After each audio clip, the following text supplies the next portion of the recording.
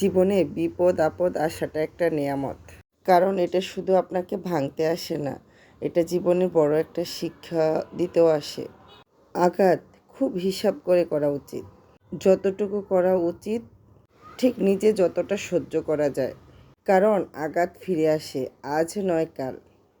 আসসালামু আলাইকুম, সবাই কেমন আছেন? আশা করি সবাই খুব ভালো আছেন। আলহামদুলিল্লাহ, আমিও ভালো আছি।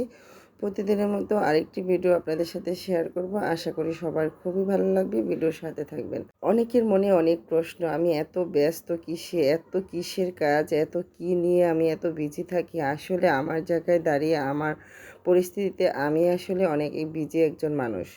তো আমার জায়গাটা না দাঁড়ালে কেউ আসলে বুঝতে পারবেন না। আমি প্রতিদিনই আমার মানে এত ব্যস্তময় জীবন কাটে যেটা আসলে কাউকে বোঝানোর মতো না। তো সবাই সব পরিস্থিতির শিকার হয় না। তো যাই হোক, এই যে সকালবেলা মেয়েকে স্কুলে দিয়ে এসে রান্না বসিয়ে দিলাম। তো রান্নার শুরুটা ভিডিও করতে পারিনি। এই যে মাছের মাথা দিয়ে টক রান্না করলাম।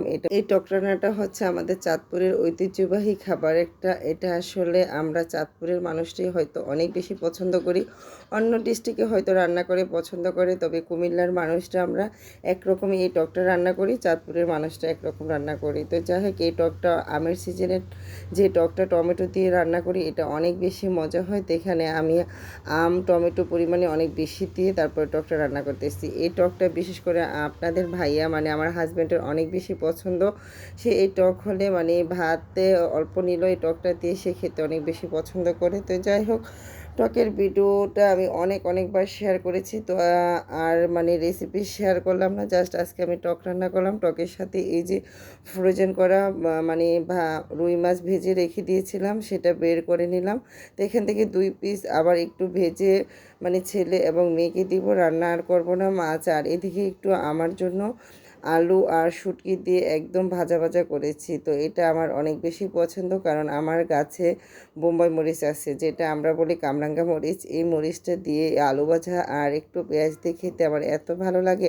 তো এটা শুধু আলু না, এটার সাথে আমি ছোট করে শুটকি দিয়েছি কেটে। তো এই শুটকিটা দিয়ে রান্না করলে আমার না খুব ভালো লাগে খেতে, মানে বোম্বাই মরিচ দিয়ে। তো যাই হোক, এই যে মাছগুলি এখন একটু বরফ ছেড়ে দিয়েছে, এখন আমি তেল গরম করে প্যানের মধ্যে দিয়ে একটু ভেজে নেব। তারপরে মনে হবে যে একদমই টাটকা মাছ ভাজা, প্রথম দিন ভাজলে যেরকম লাগে ঠিক ওই রকমটাই লাগবে। আর এদিকে দুধ দিয়ে গেছে, মানে কি যে একটা অবস্থা। আমার বাচ্চারা না কয়দিন হলে একদম দুধ অনেক বেশি পছন্দ করে খাবে, আবার কয়দিন হলে দুধ একদমই খাবে না, শুধু দই করে দাও। এই যে গতকালকে দুধ অনেকটাই রয়ে গেছে, দুধ খাওয়া হয়নি, আর গতকালকে দইও করিনি। তো আজকে ওই গতকালের দুধ আর আজকে দুধটা মিলিয়ে একসাথে জাল করে তারপর রাতে আমি দই পেতে রাখবো, সকালবেলা খাবে। তো এটা আসলে অনেক সময় হয় একঘেয়েমি, বাচ্চারা অনেক খাবারই খেতে চায় না। সবাই ভালো থাকবেন, সুস্থ থাকবেন, আল্লাহ হাফেজ।